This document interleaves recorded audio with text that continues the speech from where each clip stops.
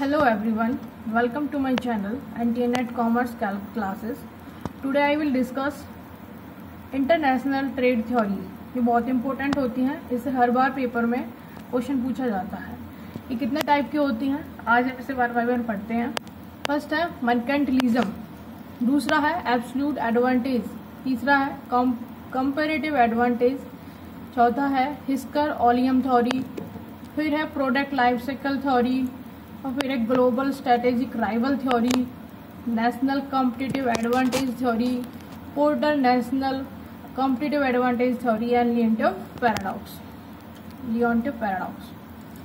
एक एक करके पढ़ते हैं। फर्स्ट ऑफ ऑल कहता है कि मर्केंटिलिज्म 1630 में थॉमस और मू ने दी थी। This theory is focus that every strength of a country depend on the amount of silver and gold holding. कहता है कि जो मर्केंटिलिज्म था पुराने टाइम की ट्रेडिशनल थ्योरी है। ये लोग सोचते थे कि जिस कंट्री के पास जितना गोल्ड होगा वो उतना ही इकोनॉमी में ग्रोथ करेगी, उतना ही उसके पास स्ट्रेंथ होगी। कहता है कि जो मर्केंटिलिज्म थे believe that the country should increase its holding golds and. कहता है कि जो मर्केंटिलिज्म थे वो सब विश्वास करते थे कि कंट्री को होल्ड करना चाहिए गोल्ड को, और उसको एक्सपोर्ट को ज्यादा करना चाहिए, और जो इम्पोर्ट है उसको डिस्करेज करना चाहिए, मतलब कि इम्पोर्ट नहीं करने चाहिए। उसके बाद है एब्सोल्यूट एडवांटेज। कहता है कि ये 1776 में दी थी एडम स्मिथ ने। ए से ए याद रख लीजिए, एब्सोल्यूट एडवांटेज एडम स्मिथ 1776। कहता है कि the theory is focus that every country should focus on the ability of a country to produce the more efficiently than the another nations. कहता है कि एक कंट्री को वो गुड्स प्रोड्यूस करनी चाहिए जिसमें वो मोर एफिशिएंट हो एक कंट्री से दूसरी कंट्री के मुकाबले। For example country A produce a product. कहता है कि कंट्री ए है जो वो प्रोड्यूस करती है कोई भी प्रोडक्ट, कहता है कि वो उसको चीपर रेट पर प्रोड्यूस कर सकती है as compare to another country. मतलब बी कंट्री के मुकाबले वो उस प्रोडक्ट को कम कॉस्ट पर ही प्रोड्यूस कर सकती है, तो उसको वो प्रोडक्ट जो है वो प्रोड्यूस करना चाहिए क्योंकि उसमें वो एफिशिएंट है। ठीक है, और जो कंट्री भी है वो दूसरे वाले प्रोडक्ट को ज्यादा मतलब एफिशिएंट तरीके से चीपर कॉस्ट पर प्रोड्यूस कर सकती है, तो उसको दूसरा वाला प्रोडक्ट प्रोड्यूस करना चाहिए जिसमें उसको एब्सोल्यूट एडवांटेज मिले, वो उसको प्रोड्यूस करना चाहिए। कंट्री ए को वो प्रोड्यूस करना चाहिए जिसको वो कम रेट पर कॉस्ट पर अवेलेबल करा सकती है, ठीक है, जिसमें उसे ज्यादा प्रॉफिट हो और कॉस्ट भी कम आए, ऐसे ही कंट्री बी को। थर्ड है कंपैरेटिव एडवांटेज। ये किसने दी थी? David Ricardo. सी के बाद क्या आता है? डी, तो इसीलिए कंपैरेटिव एडवांटेज किसने दी थी? डेविड रिकार्डो ने। सी है इसका पहला वर्ड, तो इसका डी मतलब डेविड रिकार्डो जब 17 साल के थे, ऐसे याद कर सकते हैं, 1817 में आई थी। Do compare between the efficiency of producing the goods then the produce goods which are the more efficient. कहता है कि हो सकता है एक कंट्री दोनों गुड्स को प्रोड्यूस करने में मोर एफिशिएंट हो, तो उसको कौन सी गुड्स प्रोड्यूस करनी चाहिए, उसको कंपेयर करना चाहिए कि वो कौन सी में ज्यादा एफिशिएंट है, उसको कौन सी ज्यादा प्रॉफिटेबल है, उसको वो वाली गुड प्रोड्यूस करनी चाहिए। एग्जाम्पल लेते हैं। कहता है कि एग्जाम्पल कोई सिया नाम की कोई लड़की है, वो दोनों ही गुड्स को प्रोड्यूस करने में या फिर दोनों ही काम में परफेक्ट है। कहता है कि वो टीचिंग जब करती है तो उसे 15,000 सैलरी मिलती है पर मंथ। ओके, अगर वो कोर्ट में जज बनती है, वो जज भी बन सकती है और वो टीचर भी बन सकती है। अगर वो कोर्ट में जज बनती है तो उसको 75,000 सैलरी मिलती है पर मंथ। तो सिया को किस में ज्यादा परफेक्ट है, वो किस में ज्यादा उसे प्रॉफिटेबल है? दोनों कामों में परफेक्ट है वो, बट प्रॉफिटेबल ज्यादा एडवांटेज उसे किस में मिल रहा है? जज बनने में, क्योंकि उसे 75,000 पर मंथ सैलरी मिल रही है, तो उसको कंपैरेटिव एडवांटेज उठाना चाहिए। ऐसे ही कंट्री के लिए होता है। उसके बाद है हिस्कर-ओलियन थ्योरी। कहता है कि इसका जो ऑथर है वो हिस्कर-ओलियन ही है, उसने 19 में ये थ्योरी दी थी। कहता है कि फैक्टर प्रोपोर्शन थ्योरी, ये फैक्टर पर बेस है। ये कंट्री का निचोड़ है कि किसी भी कंट्री को वो गुड्स प्रोड्यूस करनी चाहिए जिस कंट्री में जो साधन, जो भी फैक्टर ज्यादा अवेलेबल होते हैं या फिर चिपर कॉस्ट पर अवेलेबल होते हैं, उसको वही प्रोड्यूस करना चाहिए। जैसे कि इंडिया है, इंडिया में लेबर बहुत ज्यादा है, मतलब कि मैन पावर बहुत ज्यादा है, तो इंडिया को वो गुड्स प्रोड्यूस करनी चाहिए जो मैन पावर से रिलेटेड हो। जैसे कि यूएसए में कैपिटल ज्यादा है, तो उसको कौन सी गुड्स प्रोड्यूस करनी चाहिए जो कैपिटल से रिलेटेड हो। ठीक है, वहाँ मैन पावर कम है, इसीलिए ये कहता है कि क्योंकि अगर वो अपने उस रिसोर्स का पूरा फायदा उठाएगी तो उस कॉस्ट की, जो उस प्रोडक्ट है उसकी कॉस्ट जो है वो कम आएगी, उसको चीपर कॉस्ट पर ही अवेलेबल करा सकती है, उसके लिए प्रॉफिटेबल होगा।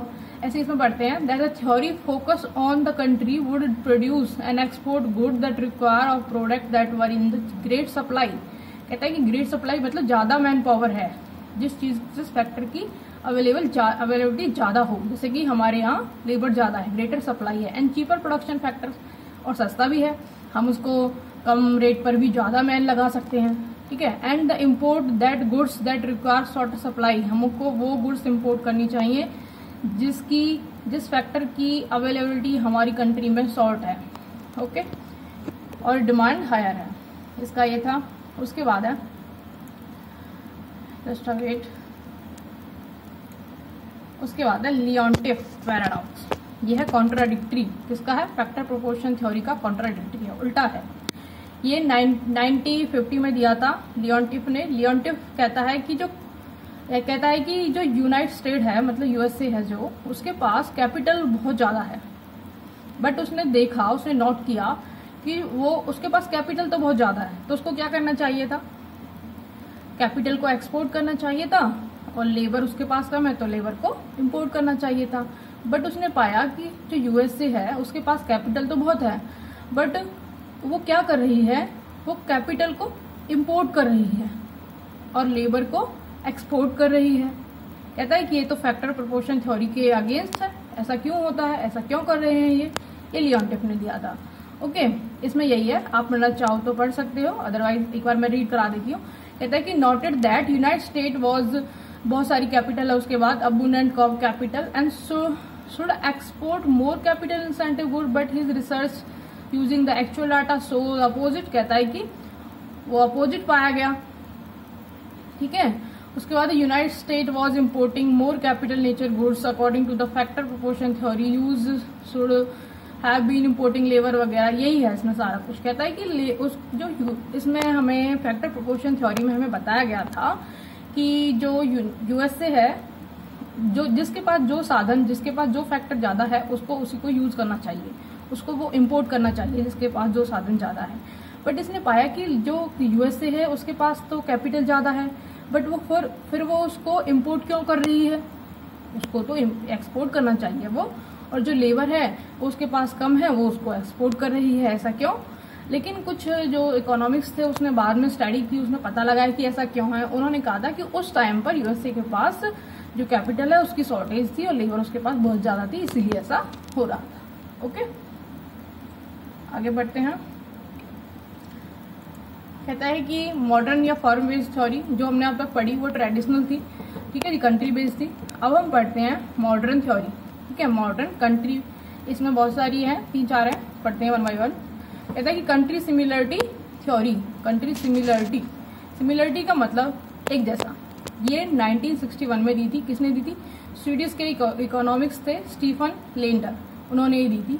वो सजेस्ट करते हैं कि पहले कंपनी को प्रोड्यूस करना चाहिए डोमेस्टिक कंजप्शन के लिए, after that explore the exporting, और इसके बाद वो कंट्री एक्सप्लोर करनी चाहिए जिसमें जिस कंट्री के कस्टमर की जो प्रेफरेंस है वो हमारी कंट्री से मिलती जुलती हो, मतलब सिमिलर हो, ठीक है, जो हमारे ब्रांड को एक्सेप्ट करें, ठीक है, उनका प्रेफरेंस सेम हो एज अवर कस्टमर। ऐसी कंट्री एक्सप्लोर करनी चाहिए, फिर उस जो प्रोडक्शन है उसको उसमें एक्सपोर्ट कर देना चाहिए, ठीक है।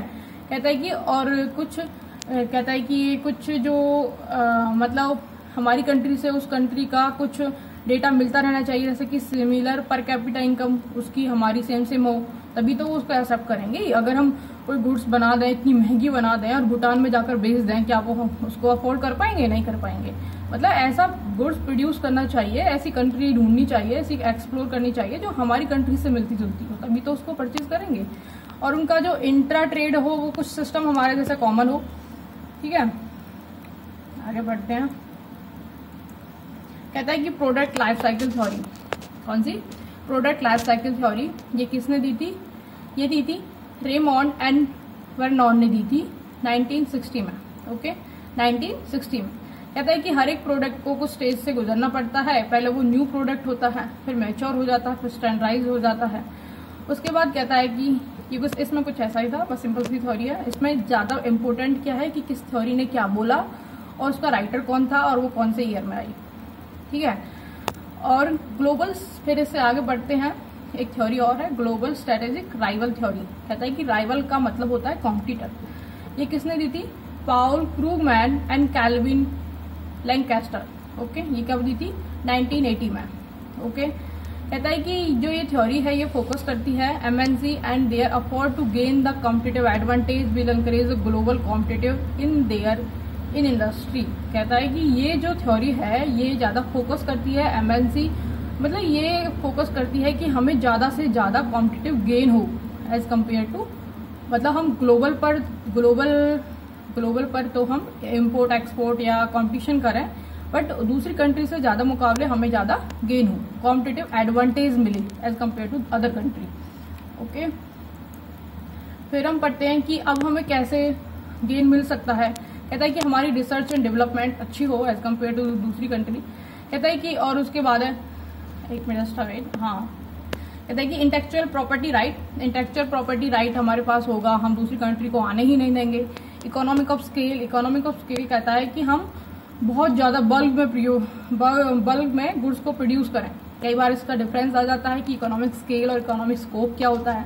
स्केल का मतलब होता है कि एक ही गुड्स को बहुत ज्यादा बल्क में प्रोड्यूस करना, उसको कहते हैं स्केल कहते हैं उसको। और है स्कोप का मतलब होता है कि डिफरेंट प्रोडक्ट, 2-3 प्रोडक्ट हम प्रोड्यूस कर रहे होते हैं, उसको हम स्कोप कहते हैं। उसके बाद यूनिक बिजनेस प्रोसेस हो, जैसे कि मैकडोनल्ड वाले जो बर्गर वगैरह बनाते हैं उनकी प्रोसेस अलग होती है, ठीक है। तो वो दूसरी जो मतलब होटल्स या फिर कोई भी इंस्टीट्यूट या कोई भी कंपनी इसको एंटर नहीं करने देते। ओके, उसके बाद है पोर्टर। ओके, पोर्टर की थ्योरी है Porter national competitive advantage theory. Porter ji कहते हैं, ये 1990 में आई थी। इसे माइकल पोर्टर, ये खुद था इसका नाम, इसने ही ये थ्योरी दी थी, national competitive advantage theory, national level पर कॉम्पिटिटिव एडवांटेज। कहता है कि he suggest company success is depend upon innovative upgrade. सही बात है, किसी भी कंपनी की सक्सेस जो है वो उस किस चीज पर डिपेंड करती है कि वो चेंज लेके आती रहे, अपडेट होती रहे, अपग्रेड होती रहे। कहता है कि कुछ इनोवेटिव, कुछ नई चीज लाती रहे। This theory is focus that why nation are more competitive in certain industry. ये थ्योरी फोकस करती है कि क्यों जो नेशन है वो ज्यादा कॉम्पिटिटिव है इन सर्टेन इंडस्ट्री, किसी इंडस्ट्री में। ही आइडेंटिफाइड 4 डिटर्मिनेंट गिवन बिलो। उसने कुछ 4 आइडेंटिफाई मतलब ड्रॉ किए, उसने कुछ निकाले कि किस तरह ऐसा क्यों है। कहता है कि पहला है local market resource and capability. उस मार्केट की रिसोर्स क्या है, कैपेबिलिटी क्या है, लोकल मार्केट की डिमांड कंडीशन क्या है, लोकल फर्म फीचर क्या है, local suppliers and complementary industries क्या है। पोर्टर का 5 फोर्स एनालिसिस भी आया। कहता है कि हर एक कंट्री की कंपटीशन की जो हालत है वो केवल कॉम्पिटिटर पर ही डिपेंड नहीं करती, उस कंट्री के कुछ और भी फोर्स होते हैं, उस कंट्री के कुछ और भी पॉइंट्स होते हैं जिस पर उसकी कंपटीशन कंडीशन फोकस करती है, डिपेंड करती है।